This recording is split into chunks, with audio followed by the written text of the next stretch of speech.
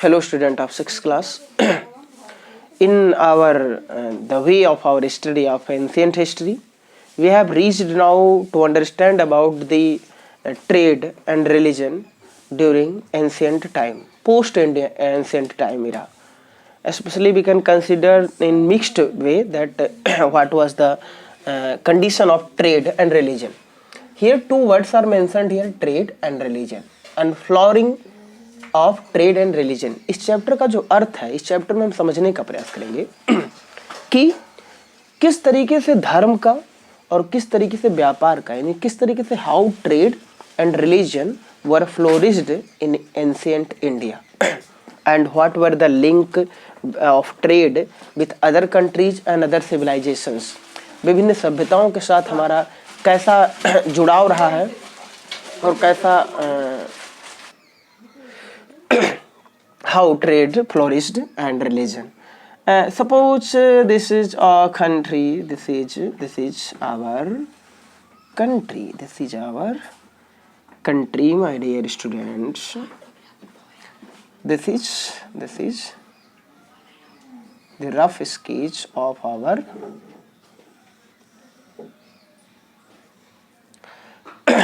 Bharat. Actually थोड़ा different लगा होगा मैं आपको. Okay.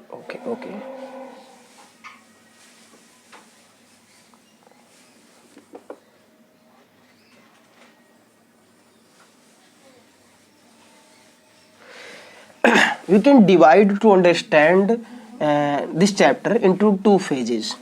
In the North India, what was the condition of trade and religion in North India?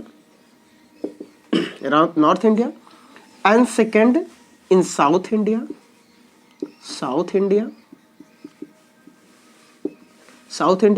and Deccan region, and in Deccan region. It means first and then second and then third. In three phases, if we divide the whole region, whole administrative region of India, we can consider for our convenience to understand, to easy understand. We can divide this into the southern South India. About we will try to understand in this phase about South India, then North India, then Central India, who were ruler and their dynasties and their effort, their contribution, their in trade and in the religion.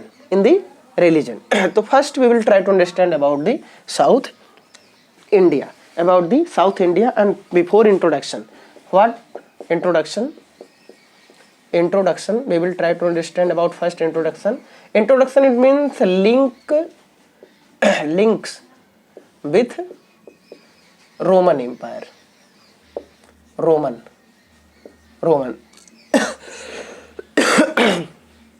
and coastal kingdoms. Coastal kingdoms, it means coastal, it means coast. ये आपको पता, आपको you have studied in geography कि ये भैया क्या है, what is Bay of Bengal है. ये Bay of Bengal है भैया, ये अरबियन सी है. तो यहाँ पर जो किंगडम फ्लोरिश्ड हुए साउथ इंडिया में, बेटा ये लोग क्या क्या नौटंकी किए, चलिए देखते हैं. ठीक है ना. पहले देखते हैं कि जो लिंक्ड था रोमन एम्पायर के साथ. रोमन एम्पायर अगर भारत का नक्शा देखें तो हमारे पास यहाँ पर आएगा. एक्चुअली एक मेडिटेरेनियन सी है, आपको याद होगा कि मेडिटेरेनियन सी के चारों ओर ये यूरोप में और इधर एशिया में, इधर यूरोप में, इधर एशिया में और इधर अफ्रीका में. ये अफ्रीका तीनों कंटिनेंट में फैला हुआ एक साम्राज्य था जिसका भारत के साथ बहुत अच्छा लिंक था. वो ट्रेड करने भी आते थे, बल्कि इधर से घूम करके ये लोग नीचे, ये अफ्रीका है, आप एक समझ रहे हैं कि अफ्रीका है, ये क्या है, अफ्रीका है. और अफ्रीका से ये रोमन लोग, रोम के रहने वाले लोग, रोम इटली का एक प्लेस है, वहीं से किंगडम डेवलप्ड हुआ था। तो रोम के लोग क्या आते, तो ये आकर के भारत में, वेस्टर्न कोस्ट में आकर के ट्रेड करते थे और मानसूनी हवाओं का ये फायदा भी लेते थे, जिनको हमने अपने क्लाइमेट में पढ़ा होगा कि किस तरीके से जो साउथ वेस्ट मानसून है, जो जून जुलाई के मौसम में आता है, that provided them a favourable condition to in their journey from Africa to India. We get a lot of evidences and sources about the Roman and their travel and their journey and their trade. Okay कि Roman के साथ हमारा अच्छा खासा link था. तो रोम empire का जो लिंक हम देखने को पाते हैं रोमन एम्पायर का. अब चलिए देखते हैं कि साउथ इंडिया का कहानी क्या होता है. साउथ इंडिया की कहानी देखिए, एक चीज बहुत इजीली हमें समझ लेना है. इजीली हमें इस बात को समझ लेना है कि हर एक समय में, हर एक फेज में ट्रेड और धर्म में रिफॉर्म हुए हैं, सुधार हुए हैं, कुछ बड़े बड़े जो बदलाव हुए हैं वो क्या हुए हैं. ठीक है ना. तो कोस्टल किंगडम्स, कोस्टल हमारा आज का टॉपिक जो रहेगा कोस्टल किंगडम्स या साउथ के किंगडम्स. ठीक है. सदर्न डायनेस्टीज, कुछ इंपॉर्टेंट डायनेस्टीज हैं जो सदर्न में रही हैं. अब मेन इनमें जो रहे हैं, बहुत मेन जो रहे हैं वो तो रहे हैं, पहला नंबर दी चोलाज, इनको क्या कह सकते हैं, चोल. दूसरा जो थे दी चेराज, और तीसरा जो थे ये पांड्या थे, दी पांड्याज. दी साउथ में, भारत के साउथ में, इस हिस्से में यानी आपका जो साउथ का फेस है, साउथ का जो कोस्टल एरिया है, यहाँ पर अगर आपके समय में सबसे इंपॉर्टेंट जो रूलर रहे हैं देवर चोलाज, चेराज एंड पांड्याज. ओके. अब इनकी इकोनॉमिक लाइफ को और इनकी पॉलिटिकल लाइफ को पहले हम देखने का प्रयास करते हैं, पॉलिटिकल स्ट्रक्चर देखने का प्रयास करते हैं. ठीक है ना. पॉलिटिकल स्ट्रक्चर को देखने का प्रयास हम लोग करते हैं. अब देखिए, अगर हम चोल को देखें, चोलाज को देखें, तो अगर ये भारत का आपका साउथ, तो ये जो पूरा ये ईस्टर्न कोस्टल प्लेन है, ये चोल लोगों का शासन था, चोलाज का शासन था. ठीक है. इनके चोलाज में अगर हम देखें तो सबसे इंपॉर्टेंट जो किंग था, द मोस्ट पावरफुल था, वो करिकाला था. क्या था? करिकाला था. मोस्ट इंपॉर्टेंट जो रूलर रहा है, ही वाज करिकाला. ठीक है ना. And Chola ruled the Kaveri नदी है जो यहाँ से निकलती है, पूरा एरिया पे इन्होंने क्या किया, वो किया. इनकी जो कैपिटल थी, इनकी अगर कैपिटल देखें हम, देयर कैपिटल वाज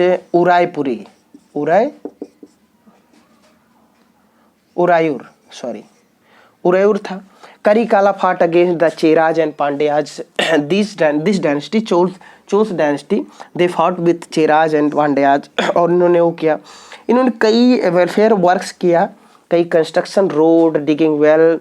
बहुत इंपॉर्टेंट सिटी जो कि कावेरी पत्तनम, सबसे इंपॉर्टेंट सिटी जो इन्होंने डेवलप्ड किया,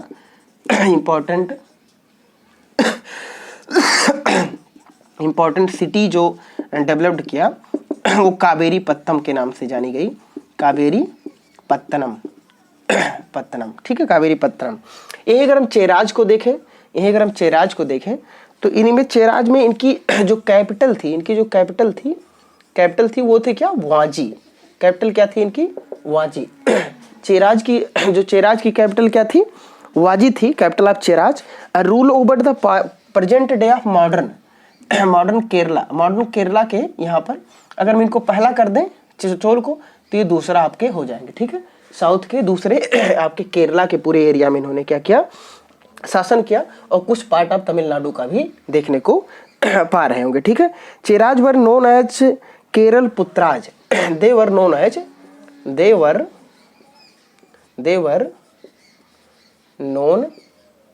as Keralaputras, Keralaputra के नाम से वो जाने जाते थे। इनका जो बहुत फेमस जो किंग था, जो बहुत फेमस जो रूलर रहा है, आप किंग के तरीके से समझ सकते हैं। फेमस किंग जो था वह the most famous Chera king,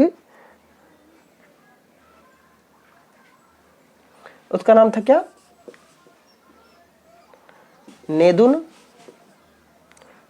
नेदुन चेरा लदन, नेदुन चेरा लदन।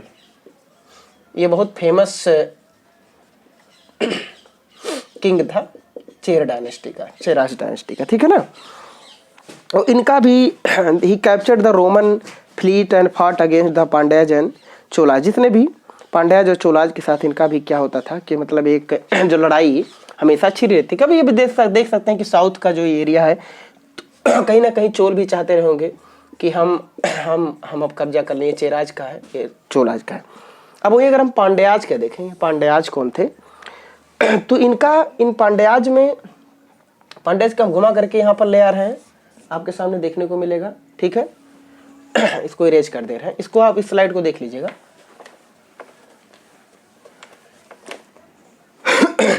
अगर हम पांड्याज का देखें तो इनका एक नेदुन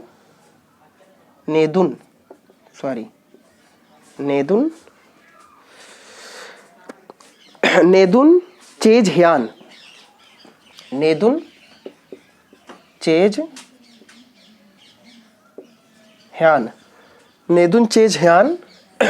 ये एक बहुत मतलब पावरफुल किंग राजा था, पावरफुल किंग था। कहाँ का? इस डायनेस्टी का, ठीक है। Control the region of Madurai और नेदा चेज ह्यान is said to have defeated both the Cholas and he defeated